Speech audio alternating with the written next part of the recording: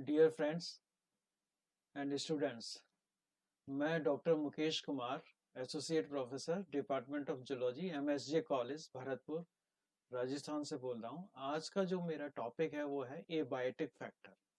ये जो टॉपिक है एबायोटिक फैक्टर, ये इन्वायरमेंटल बायोलॉजी से रिलेटेड है और ये जो लेक्चर है स्पेसिफिकली वो बीएससी पार्ट 3 के का सेकंड इन्वायरमेंटल बायोलॉजी का जो पेपर है उससे रिलेटेड है। बाकी ये एमएससी के स्टूडेंट्स के लिए भी यूजफुल है क्योंकि एनवायरमेंटल बायोलॉजी से रिलेटेड पेपर एक एमएससी में भी है। जैसा कि हम जानते हैं, अगर हम इन्वायरमेंटल बायोलॉजी के बारे में को अगर डिस्कस करें तो हम ये पाएंगे कि इन्वायरमेंट जो है एक इन्वेलप है जो पूरी अर्थ को कवर किए रहता है और ये एक ऐसा एटमॉस्फेयर क्रिएट करता है जिसकी वजह से अर्थ पर जो हमारा ये प्लेनेट है उस पर लाइफ पॉसिबल हुई है। तो अगर ब्रॉडली अगर हम इसको देखें तो ये हम पाएंगे कि ऐसी कौन से फैक्टर्स हैं जिसकी वजह से यह लाइफ पॉसिबल है। तो ब्रॉडली अगर हम क्लासीफाई करें तो ये दो प्रकार के होते हैं। जैसा कि ये फर्स्ट पॉइंट में लिखा हुआ है कि as we are aware that our environment is composed of abiotic and biotic factors. इसका मतलब ये हुआ कि हमारा जो एनवायरनमेंट है वो ब्रॉडली दो प्रकार के फैक्टर्स, दो बड़े प्रकार के जो फैक्टर्स हैं होते हैं। एक होता है एबायोटिक फैक्टर और दूसरा होता है बायोटिक फैक्टर। पहला जो हम आज इस लेक्चर में डिस्कस करेंगे वो है एबायोटिक फैक्टर। जैसा कि नाम से इंडिकेट है, एबायोटिक मीन्स लाइफलेस फैक्टर्स, जिसमें लाइफ नहीं होती है but they are very essential और वेरी इंपॉर्टेंट फॉर लाइफ। यानी वो बहुत ही इंपॉर्टेंट होते हैं लाइफ को सपोर्ट और लाइफ को क्रिएट करने में। तो ये एबायोटिक फैक्टर है। दूसरा फैक्टर जो अभी फिलहाल हम ज्यादा डिस्कस नहीं करेंगे लेकिन जानना जरूरी है कि बायोटिक फैक्टर है। जैसा इसका नाम से इंडिकेट कर रहा है कि इनमें लाइफ होती है। अब लाइफ का मतलब ये है, जैसा हम जानते हैं, हम देखते भी हैं कि लाइफ किस किस में है। एनिमल्स को देखें तो सभी में लाइफ है ना। ये बायोटिक फैक्टर्स के अंतर्गत आते हैं। प्लांट्स को देखें तो ये भी लाइफ है इनके अंदर, तो ये भी बायोटिक फैक्टर्स में आते हैं। बाकी आपके जो बैक्टीरिया हैं और ये भी बायोटिक फैक्टर्स में आते हैं। अब ये स्लाइड शो कर रही है एबायोटिक फैक्टर्स, जो मेजर फैक्टर्स हैं वो कौन कौन से हैं। तो following are the abiotic factors of the environment, यानी ये जो फैक्टर्स यहाँ पे लिस्ट किए गए हैं वो एबायोटिक फैक्टर्स हैं। मतलब they are not having life but they are very important for life. तो जिसमें नंबर 1 जो मैंने यहाँ लिखा है वो है वाटर। वाटर जो है वो बहुत ही इम्पोर्टेंट एबायोटिक फैक्टर है। जो लाइफ की जो शुरुआत हुई है वो पानी से शुरू हुई है। यदि अगर आप देखेंगे कि हम बहुत सारे दूसरे जो जैसे हमारा मंगल मिशन है, चांद पर हम जाने की कोशिश कर रहे हैं, चले भी गए हैं, तो वहां पर हम सबसे पहले पानी की खोज करते हैं कि क्या वहाँ लाइफ की संभावना बन सकती है, हम कुछ एक्सप्लोर कर सकते हैं। तो पहला फैक्टर जो मैंने इसलिए यहाँ पर लिस्ट किया है वो है वाटर। दूसरा जो वेरी इंपॉर्टेंट फैक्टर है वो है लाइट, और लाइट का अर्थ पर जो मेजर सोर्स है वो सन है। तो ये भी बहुत इंपॉर्टेंट फैक्टर है, इसको भी डिस्कस करेंगे। और तीसरा जो इम्पोर्टेंट फैक्टर है वो है टेम्परेचर। टेम्परेचर भी जो अगर आप देखेंगे तो बहुत इम्पोर्टेंट फैक्टर है जो कि बहुत वेरियस टाइप ऑफ लाइफ को सपोर्ट करता है। चौथा जो यहाँ लिस्ट किया गया है वो है oxygen. Oxygen is very important, खासतौर से एनिमल लाइफ के लिए बहुत इंपॉर्टेंट है और इसका मेजर सोर्स जो है प्लांट है। तो ऑक्सीजन भी एक इम्पॉर्टेंट फैक्टर है। यदि ऑक्सीजन ना हो तो एनिमल लाइफ जो है बहुत मुश्किल हो जाएगा और उसका सरवाइव करना नेक्स्ट टू इम्पॉसिबल होगा। ऐसे ही पांचवा फैक्टर है सॉइल, जो कि आपके अर्थ के उस पर अवेलेबल होती है, जो कि एक तरह से बेस प्रोवाइड करती है टेरेस्ट्रियल लाइफ के लिए। और छठा जो मैंने अदर्स लिखा हुआ है, इसका मतलब ये है कि और भी बहुत सारे फैक्टर्स हैं जो कि इसमें डिस्कस किए जाएंगे। तो जो आज का जो लेक्चर है उसमें हमने जो मेन जो फोकस है इस लेक्चर का वो है वाटर। तो इसको हम डिस्कस करेंगे और ये बहुत इंपॉर्टेंट, जैसे मैंने आपको पहले पिछली वाली स्लाइड में बताया ही। तो water is very important abiotic factor, यानी ये बहुत ही इंपॉर्टेंट एबायोटिक फैक्टर है जिसमें लाइफ नहीं है, but the life cannot imagine without water. Approximately 70% of earth is water. अगर आप अर्थ का पूरा एरिया देखें तो लगभग 70% जो है वो वाटर से कवर है। और अगर आप लिविंग सिस्टम देखें, लिविंग सिस्टम में जिसमें एनिमल्स हैं, प्लांट्स हैं, यदि अगर आप देखेंगे तो उसमें यू विल फाइंड दैट कि 70 से लेकर 90% उनका जो कंपोजिशन है, बॉडी का जो कंपोजिशन है, लिविंग बॉडी का जो कंपोजिशन है, उसमें 70 से लेकर 90% वाटर रहता है। जैसा मैंने आपको बताया कि life can not imagine without water. Water is found in 3 forms in the nature. अब वाटर को क्वालिटी को या प्रॉपर्टीज को अगर स्टडी करें ब्रीफ में तो हम ये पाएंगे कि 3 फॉर्म यानी 3 अवस्थाओं में वाटर पाया जाता है। एक तो नंबर 1 है लिक्विड, है ना, जो कि पानी हम सभी देखते हैं, वो लिक्विड फॉर्म कहलाती है। दूसरी जो इम्पोर्टेंट फॉर्म है वो है सॉलिड। आपने देखा होगा जो आइस फॉर्म जिसको बोलते हैं, वो सॉलिड फॉर्म कहलाती है। खास तौर से जो ऐसे एरियाज हैं अर्थ पर जहाँ पर 12 महीने बर्फ जमा रहती है, तो वो सॉलिड फॉर्म में हम उसको देखते हैं। तीसरी जो इम्पोर्टेंट फॉर्म है वो है वेपर, जो कि वेपर फॉर्म में होता है। जो एवोपरेट होकर पानी जब जाता है नेचर में तो वो वेपर फॉर्म में होता है। तो ये तीनों जो फॉर्म है वो इंटर कन्वर्टिबल है, यानी एक दूसरे में चेंज हो सकती हैं। लिक्विड सॉलिड में हो सकती है, सॉलिड वेपर में हो सकती है, वेपर फिर लिक्विड में हो सकती है। मतलब ये सभी जगह एक दूसरे से चेंज हो सकती हैं। ये मैंने आपको कुछ इमेजेस दिखाई जो कि कोई बहुत ही ऐसी स्पेशल इमेजेस नहीं है, यू कैन सी रूटीनली और अपनी सराउंडिंग में आप देख सकते हैं। तो ये लिक्विड फॉर्म है, ये जो आपको इमेज दिखाई दे रही है लिक्विड फॉर्म है वाटर की। ये दूसरी इमेज है, लिक्विड फॉर्म है, जैसे आप झरने वगैरह देखते हैं जहाँ पर बहुत खूबसूरत सीनरी होती है और वाटर ऊपर से गिरता है, तो ये उसका एक इमेज है। ये भी एक लिक्विड फॉर्म है। ये जो इमेज है ये रिफ्लेक्ट कर रही है आइस फॉर्मेशन, आप देख रहे हैं कितना खूबसूरत है। और ये एक आइस फॉर्म या सॉलिड फॉर्म में इसको कह सकते हैं। ये एवोपरेशन वाली या जो वेपर फॉर्म की जो इमेज है, और ये भी आप you can see very frequently जहाँ पे हॉट एरियाज होते हैं। अब role and function of water. तो फंक्शन ऑफ वाटर को हम इस तरह से भी समझ सकते हैं, जैसे जैसे मैंने आपको पहली स्लाइड में या पहले इंट्रोडक्शन में ये बताया कि बॉडी का अगर कंपोजिशन देखें तो बॉडी का कंपोजिशन वाटर जो है 70 से लेके 90% होता है। पृथ्वी पर जो वाटर है वो भी करीब 70% वाटर है। तो it means it is playing very important role. यदि ये इम्पॉर्टेंट रोल प्ले नहीं करता तो हम पृथ्वी पर या अर्थ पर इतनी वैरायटी ऑफ लाइफ नहीं देख सकते थे, क्योंकि वो they are mainly supported by water. चाहे वो एक्वेटिक लाइफ को उठा के देख लें, चाहे मैरीन लाइफ को उठा के देख लें, चाहे टेरेस्ट्रियल लाइफ को उठा के देख लें, ये सब पूरा वाटर जो है वेस बनाता है। तो वाटर इज वेरी इंपॉर्टेंट और वो लाइफ को सपोर्ट करता है, तभी ये इतनी ज्यादा अमाउंट में है पृथ्वी के ऊपर। तो इस स्लाइड में और वाटर की इंपॉर्टेंस के बारे में लिखा हुआ है, water link and maintain all ecosystem on the planet. जो मैंने आपको बताया वही है, जितने भी अलग अलग प्रकार के इकोसिस्टम है वाटर उनको सपोर्ट करता है, मेंटेन करता है। The main function of water is to propel plant growth को बढ़ाता है, provide a permanent dwelling for species that live with in it. जो यहाँ पर डिफरेंट स्पीसीज हैं, वेदर प्लांट्स की स्पीसीज हैं और एनिमल्स की स्पीसीज हैं, उनको उनके लिए ड्वेलिंग्स बनाता है। ड्वेलिंग्स का मतलब ये है कि जो जहाँ पर उनके लिए एक होम, जिसे कहना चाहिए हैबिटाट, दूसरे शब्दों में इसको हैबिटाट भी कह सकते हैं, उनको भी ये बनाता है। और प्रोवाइड टेम्परेरी होम और breeding ground for multiple amphibians, insects and other water worth wade organism. इसका मतलब ये हुआ कि जितने भी आपकी प्लांट स्पीसीज हैं, जितने भी आपकी एनिमल स्पीसीज हैं, इनके लिए अलग अलग जो हैबिटाट है, उसमें वाटर का, अगर मैं ये कहूँ दूसरे शब्दों में कि टोटल जो डिफरेंट फैक्टर्स का रोल होता है, तो वाटर का उसमें 60 से लेके 70% रोल होता है। तो दिस इज वेरी इंपॉर्टेंट।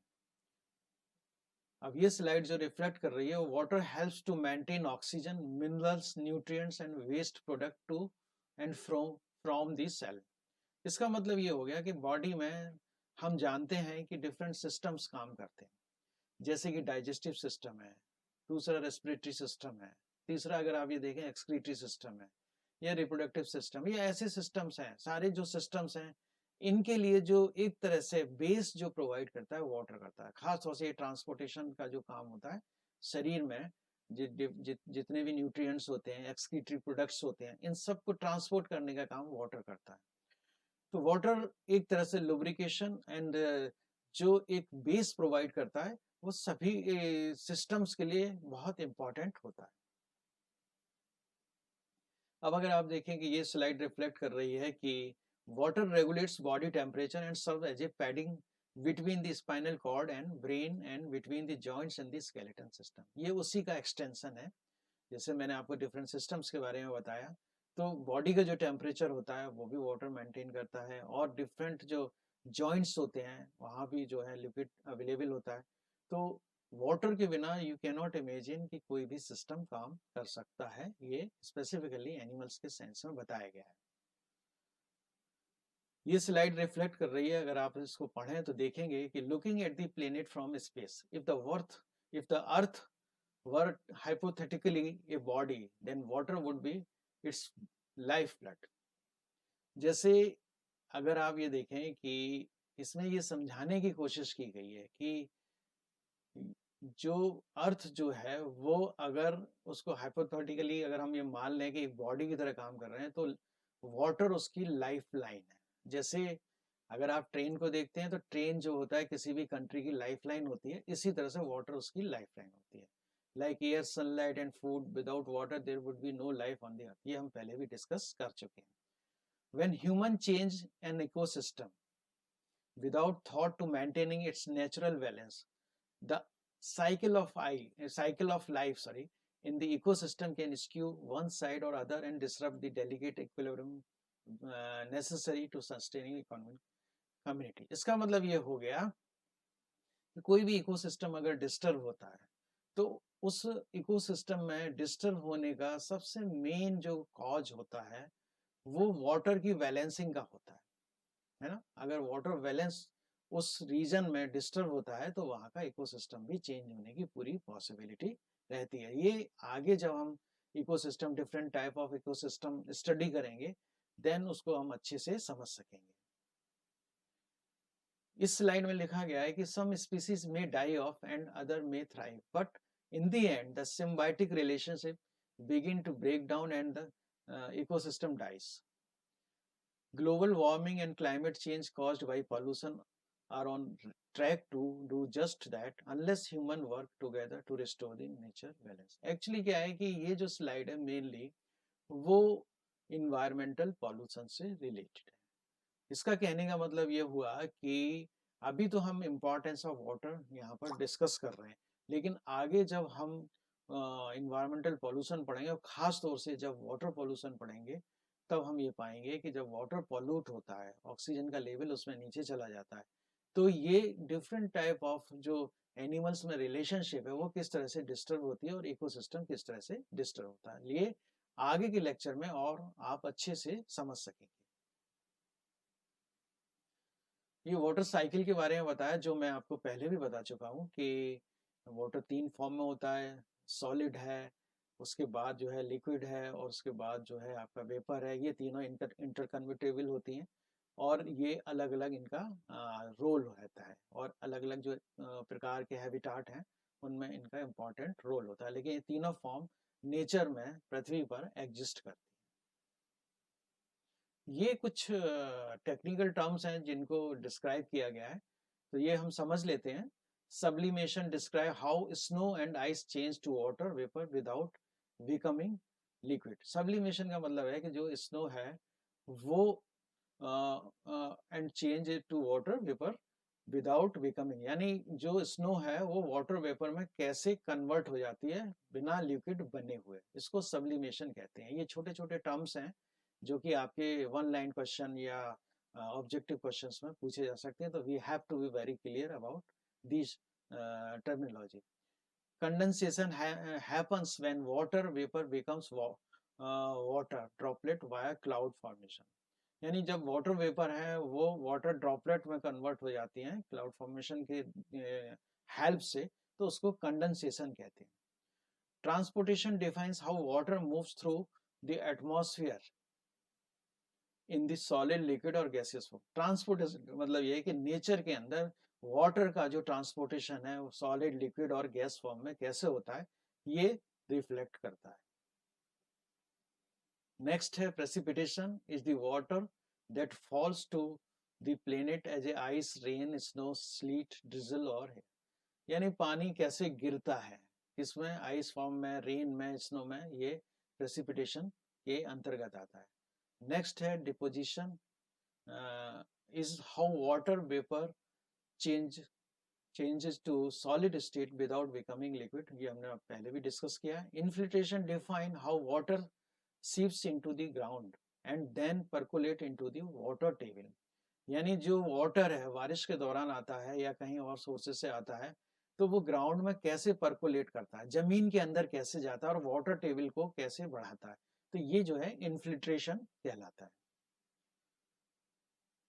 इस स्लाइड में लिखा है कि surface flow describe how river, lakes and stream flow to the ocean along with underground aquifer, यानी इसका मतलब ये है कि रिवर्स हैं, लेक्स हैं, वो कैसे ओशन में जाती हैं और अंडरग्राउंड को कैसे इक्विफाई करते हैं, ये भी वाटर का काम होता है।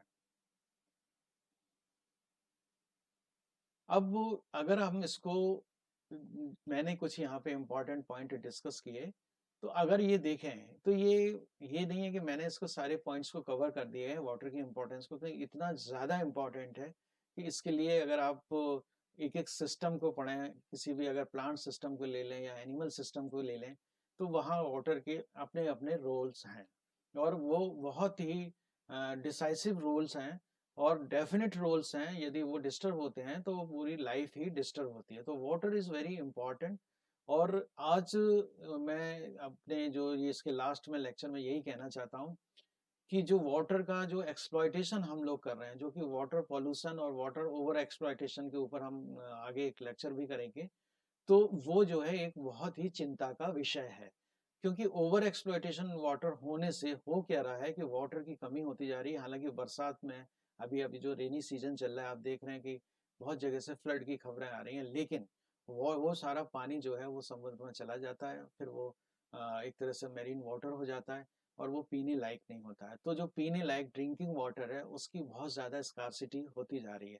इसलिए क्या है कि वाटर जो नेचुरल रिसोर्स है, एक बहुत ही इम्पोर्टेंट, नेचर हमको जो वाटर देती है, इट इज़ वेरी इम्पोर्टेंट। इसको कंजर्व करना और इसका ओवर एक्सप्लॉयटेशन हमको नहीं करना चाहिए, क्योंकि फ्यूचर में जैसा कुछ जो एनवायरमेंटलिस्ट हैं और कुछ साइंटिस्ट हैं जो कि इन्वायरमेंटल बायोलॉजी में काम कर रहे हैं, उनकी ये चिंता है कि आगे आने वाला हो सकता है कि एक विश्व युद्ध जो है वो पानी के लिए हो।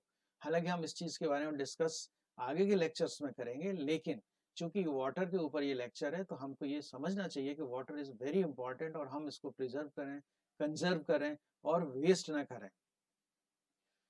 अब वो कंक्लूडिंग रिमार्क इसमें, जैसा हमने सभी स्लाइड्स में डिस्कस किया और आप लोगों ने सुना भी इसको, कि in conclusion we can say that कि life is not possible without water।